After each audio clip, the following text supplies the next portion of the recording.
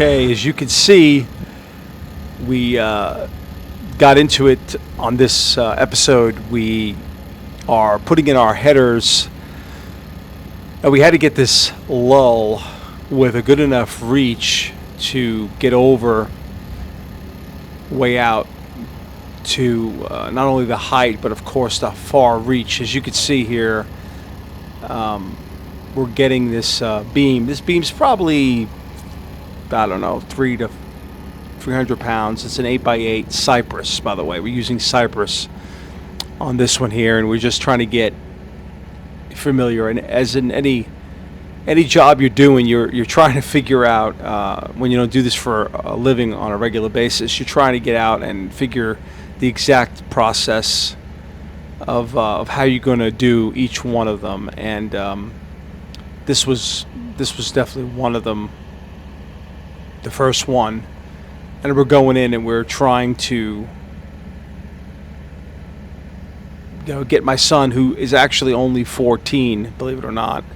He's really good on this equipment, and trying to get him us situated exactly how we're going to do. And we're pretty good with the hand signals. I think we're like, some covert ops people, taking over a small country over here. But we couldn't have did it without this lull. It's four-wheel drive, and it has a ton of strength. I think this will lift about 6,000 pounds, which is far.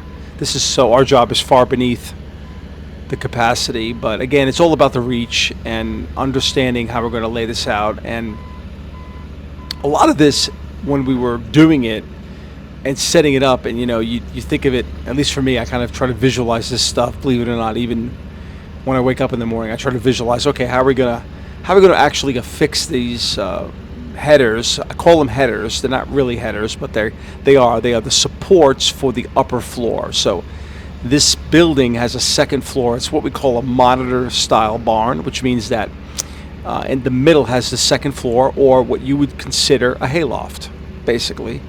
And how we're going to support that is you'll see in subsequent videos, we're going to be supporting the upper floor off of these 8x8 headers. And the question was, okay, well, how do we affix these to these uprights, these 8x8 beams, or poles, we'll call them.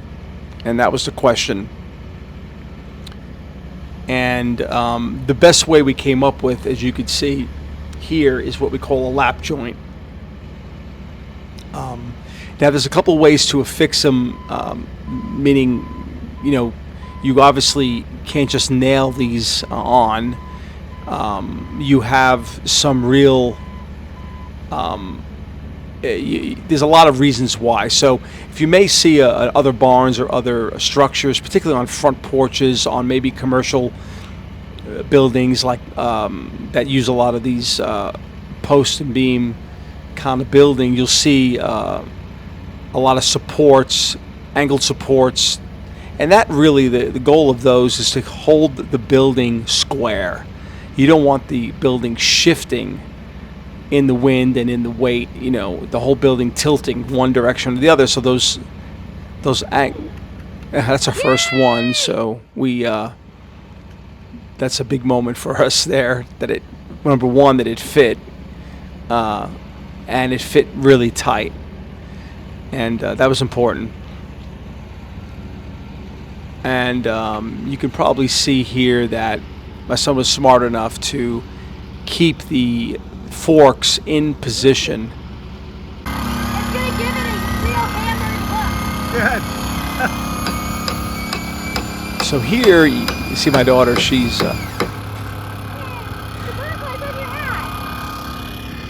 she's affixing the.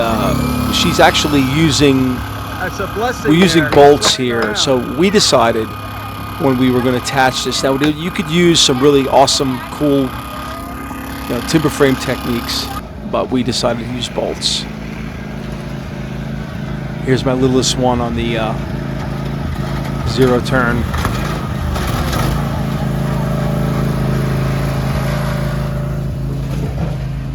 Not bad for 11 years old. So I get my girls, I get them started early. All right, now here what you're looking at is we're into the second section.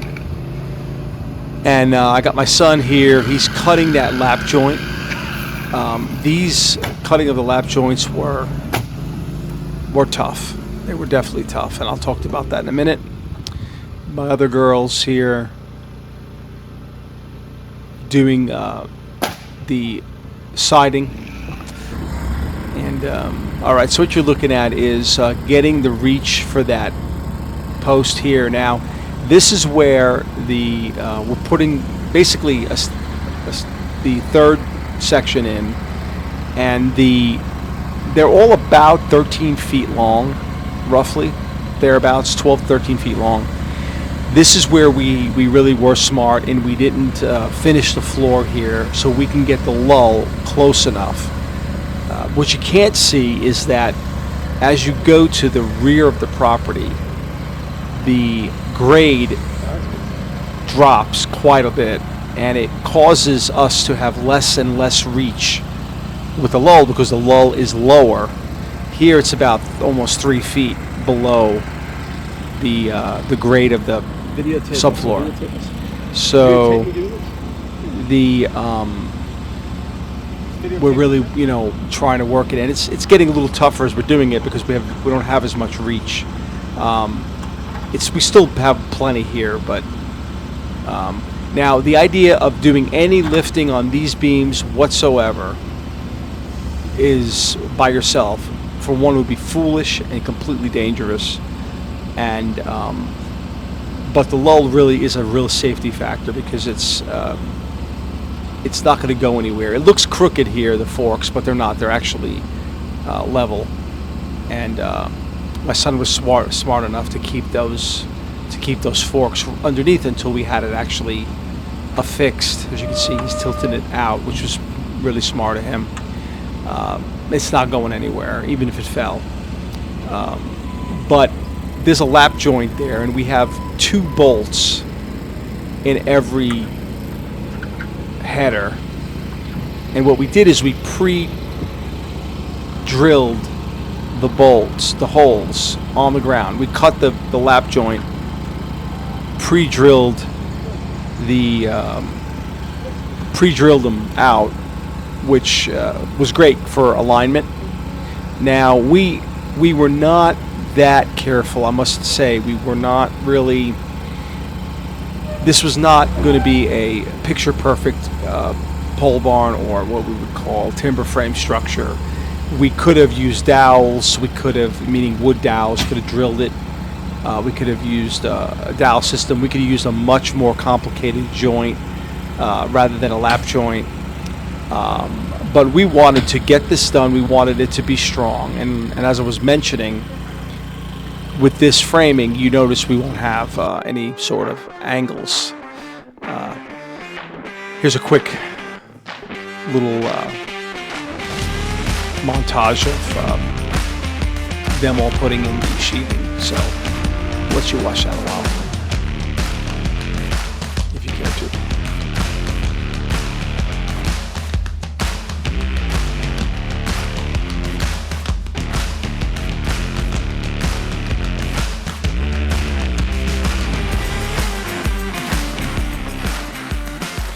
I really gave them this job. They never have done sheathing before. We did it very simply.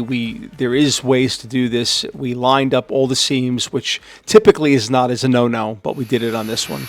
And this is my son. He's doing the lap joint. I kind of just wanted to show you the way we do this. Now, the lap joints on these, I would say this is where the challenge was. Each beam had to have a lap joint cut. You want to flip this over? And a typical saw, circular saw, is a 7 1/4, I believe, blade, which really only has about 2.5 to 3 inch depth. So as you can see here, that saw blade will not go down as far as we need to go.